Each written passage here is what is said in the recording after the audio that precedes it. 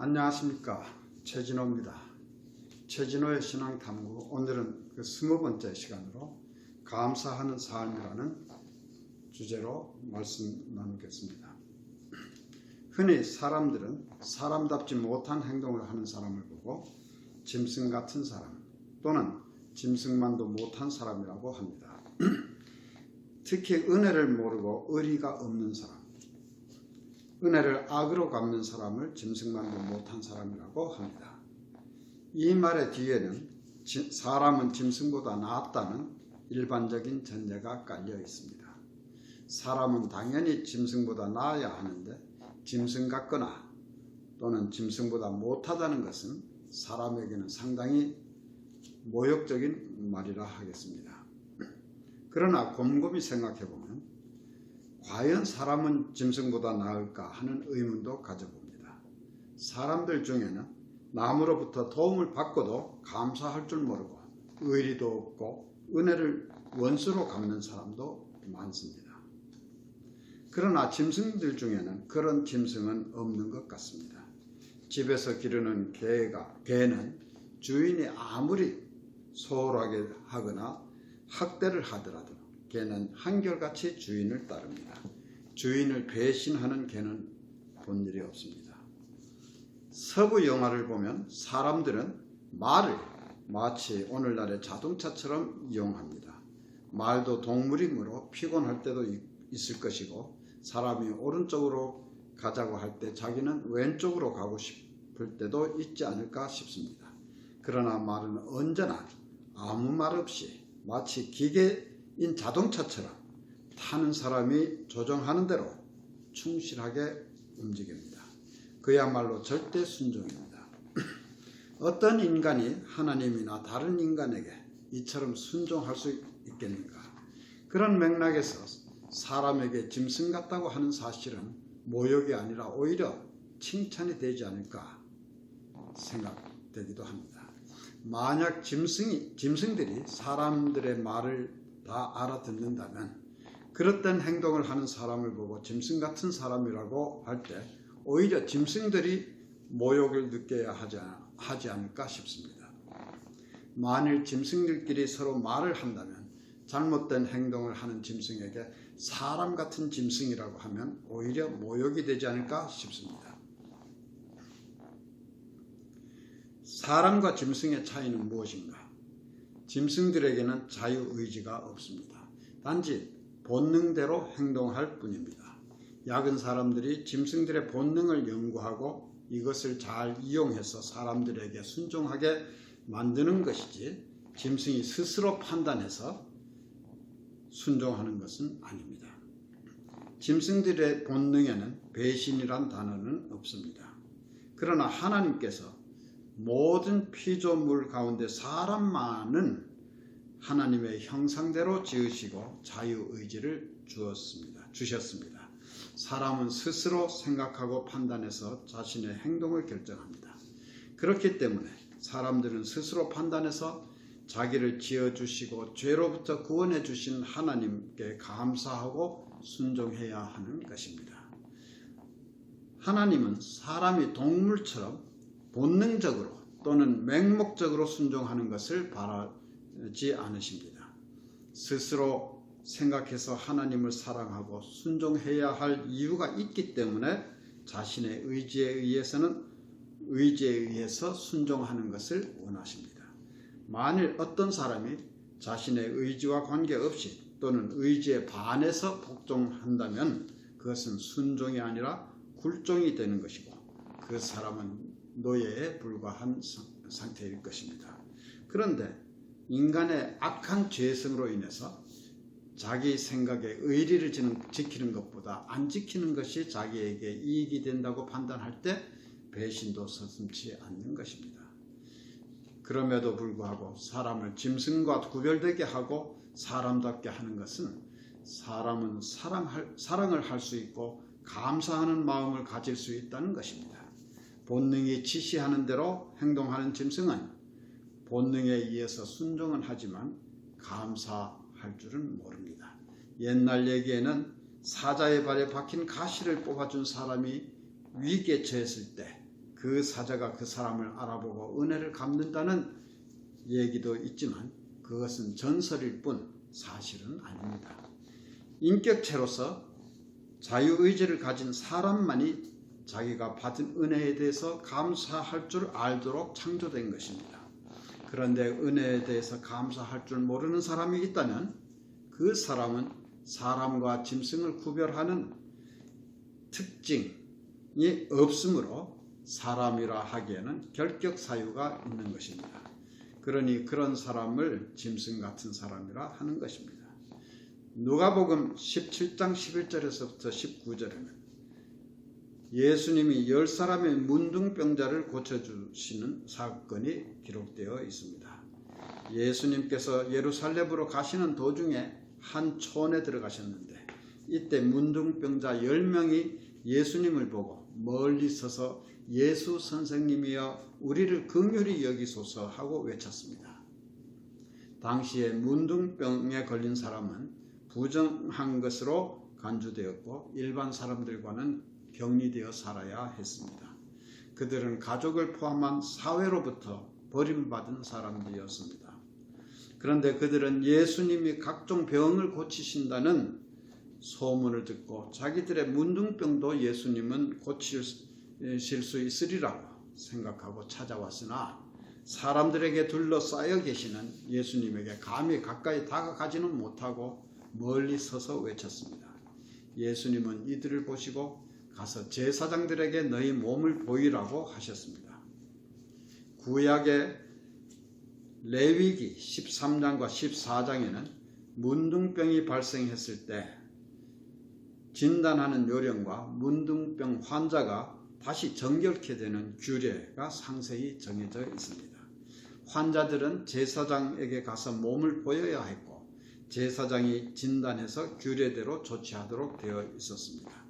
제사장이 그들의 몸을 검사해서 문둥병이 치유되었다고 판단되어도 얼마 동안은 재발할 수가 있기 때문에 격리된 채로 지내고 나서 완전히 나았음이 최종 확인되면 가족과 사회로 돌아갈 수 있었습니다. 누가복음의 본문에 의하면 예수님은 이들의 문둥병을 낫게 하시기 위해서 그들에게 손을 대시거나 눈에 보이는 어떠한 일도 하지 않으셨습니다. 또는 그들의 병을 낫게 해주겠다거나 이미 나았다거나 하는 말씀도 없이 단지 제사장들에게 너희 몸을 보이라고만 하셨습니다. 레위기의 규례대로 제사장에게 몸을 보이고 문둥병이 나았음을 확인받으라는 말씀인 것입니다. 그런데 그들은 예수님의 그 말씀을 듣고 가는 도중에 자기들의 몸이 깨끗하게 나은 것을 발견하였습니다. 그 중에 하나가 자기의 나은 것을 보고 큰 소리로 하나님께 영광을 돌리며 돌아와 예수님의 발 아래 엎드려 살해하였는데 그는 사마리아인이었습니다.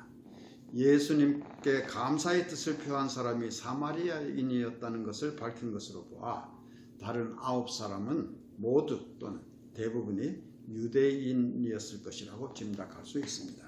당시에 유대인들은 자기들만이 택하심을 받은 백성이라는 선민 사상이 강해서 혼혈인들인 사마리아인들을 개처럼 취급하고 상종을 하지 않았습니다.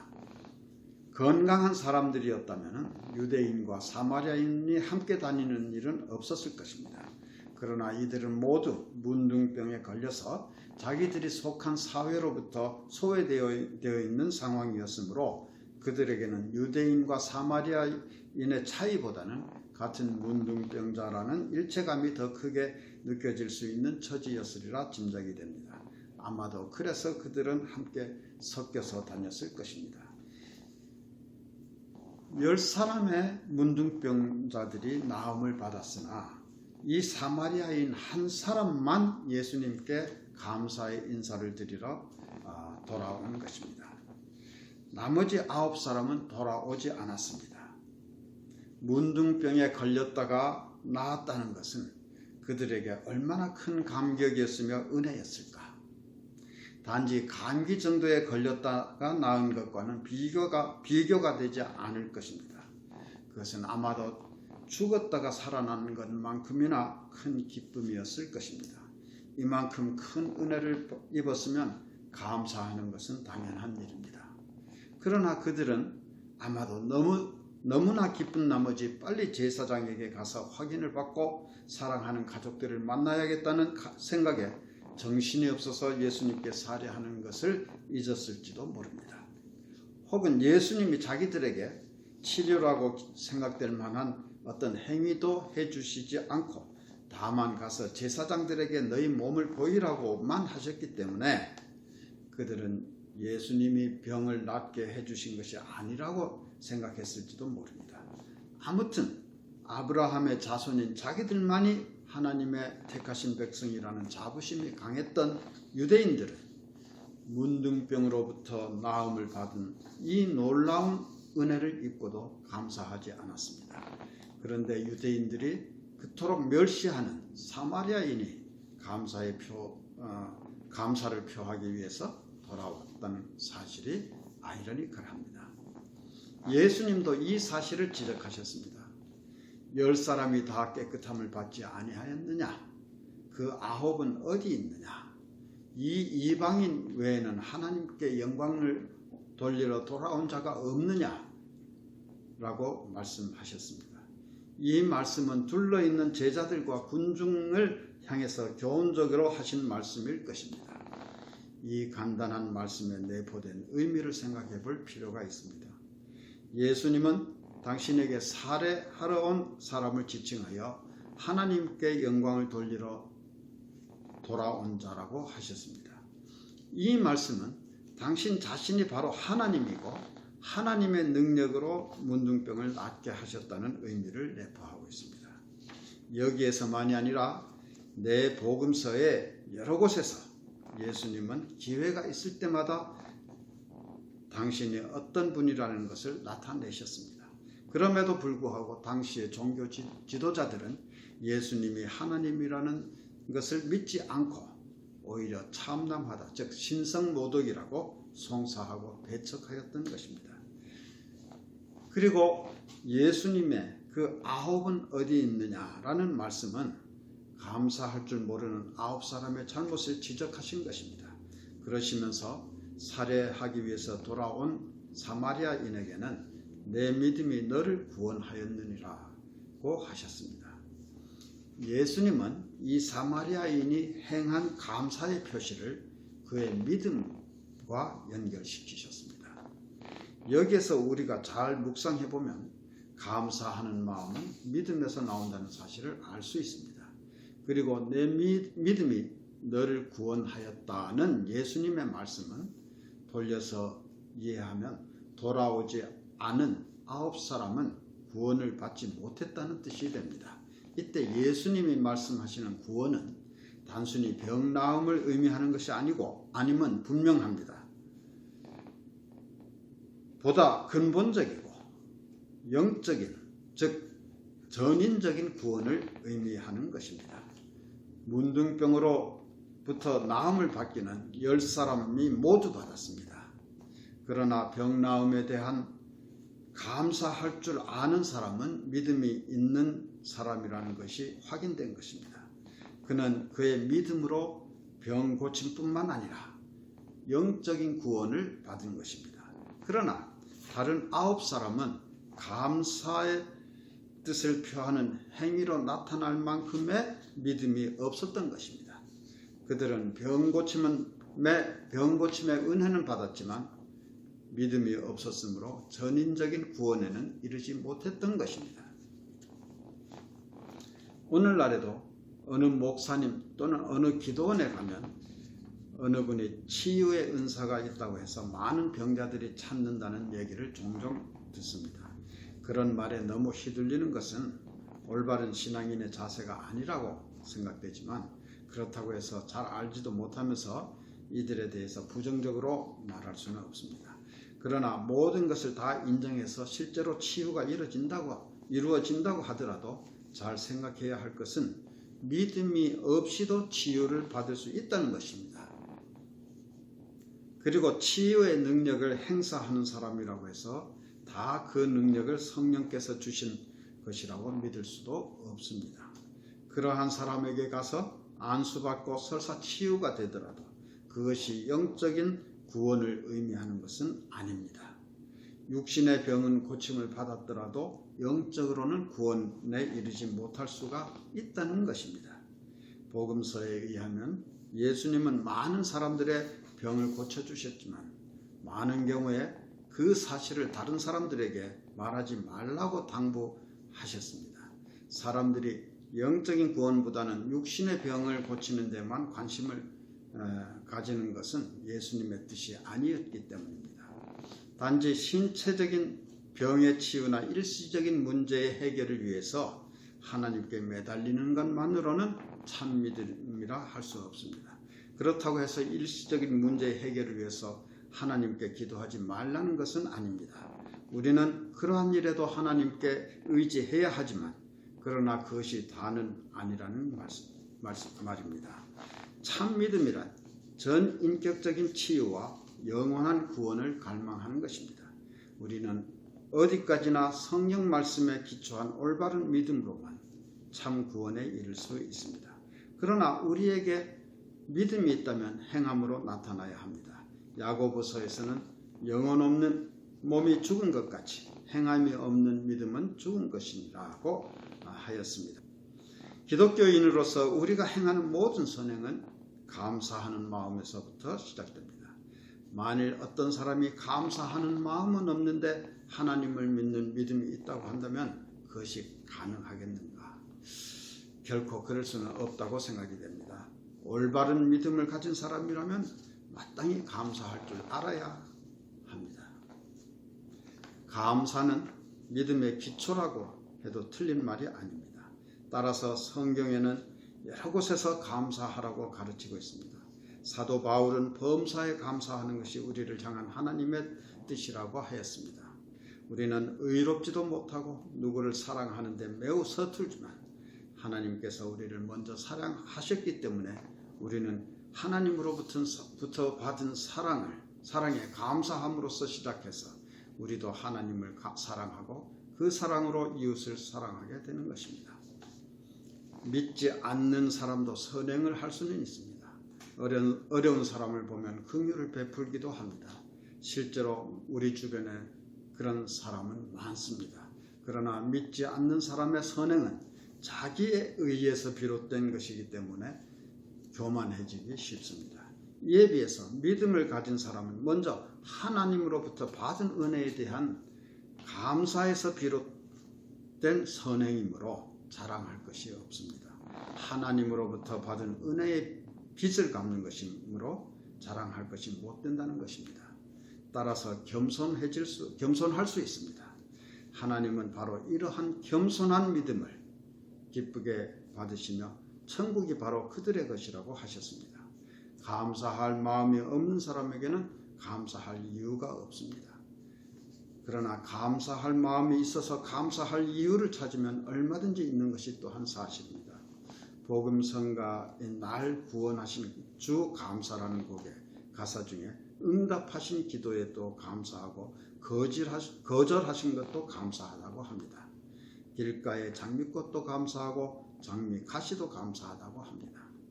곰곰이 생각해보면 나에게 호흡을 주시고 하루하루의 시간을 허락하신 것도 감사하고 오늘 아침에 해가 멎지 않고 뜨게 해주신 것도 감사한 일이 아닌가. 그런데 하나님께는 뜨겁게 감사한 마음을 가지고 있고 예배 열심히 드리고 헌금도 많이 하고 교회에서 누구보다도 많은 봉사를 하는데 다른 사람들과의 관계가 원만치 못한 사람들이 있습니다. 하나님과의 관계가 중요하지 죄인들에 불과한 사람들과의 관계가 뭐 그렇게 중요한가? 이건 아무래도 상관없다라고 생각하기 때문인지도 모르겠습니다. 그러나 만일 그렇다면 그것은 매우 잘못된 생각입니다. 어떤 사람은 다른 사람으로부터 도움을 받았는데 그 일을 곰곰이 생각해 보니 거기에서 하나님의 섭리를 발견했다고 합니다. 하나님께서 하나님의 계획을 이루시기 위해서 그 사람을 통해서 자기에게 도움을 주셨음을 깨닫고 하나님께 감사 기도를 드렸다고 합니다. 그런데 정작 자기에게 도움을 준 사람에게는 감사 인사를 하는 것도 있고 그냥 지냈다고 합니다. 우연한 기회에 그 도움을 준 사람을 만났는데 그 일에 대해서 감사의 뜻을 표하지 않은 데 대해서 좀 서운한 감정을 표출했던 모양입니다. 그러자 그는 자기는 하나님께 감사했고 당신에게는 하나님께서 복을 주시지 않겠느냐고 얘기했다고 합니다. 어떻게 보면 상당히 그럴듯하게 들릴지도 모르지만 이것은 궤변입니다. 예수님은 지극히 작은 자 가운데 하나에게 한 것이 나에게 한 것이라고 하셨습니다. 우리가 이웃을 사랑하는 것이 하나님을 사랑하는 것이고 이웃에게 감사하는 것이 하나님께 감사하는 것입니다. 사람의 경우에는 자기를 도와준 사람에게 감사하는 것이 바로 하나님께 감사하는 것이 될 것입니다. 사람에게 감사하지 않으면서 어떻게 하나님께만 감사할 수 있는지, 그 감사가 과연 하나님께 전달되겠는지 의심스럽습니다. 우리는 하나님의 은혜에 감사해야 하지만 세상에서 많은 사람들과 서로 접촉하면서 살고 있습니다. 때로는 다른 사람에게 도움을 주기도 하고 도움을 받기도 합니다. 우리는 사람들과의 관계에 있어서도 항상 감사를 표현하며 살아야 하는 것입니다. 하나님은 우리에게 은혜를 베푸실 때 대개의 경우 다른 사람을 통해서 베푸십니다. 따라서 우리는 하나님께 감사할 때 은혜를 전해준 사람에게도 감사해야 할 것입니다. 사람들에게 하는 감사가 바로 하나님께 드리는 감사인 것입니다. 성경은 우리에게 하나님을 사랑하고 이웃을 사랑하라고 명령하십니다. 하나님을 사랑하는 것도 곰곰이 생각해 보면 하나님으로부터 받은 구원에 대한 감사하는 마음에서부터 시작된다는 것을 깨닫게 됩니다. 그리스도교의 신앙에서 감사는 믿음의 기초가 되는 마음인 것입니다. 감사합니다.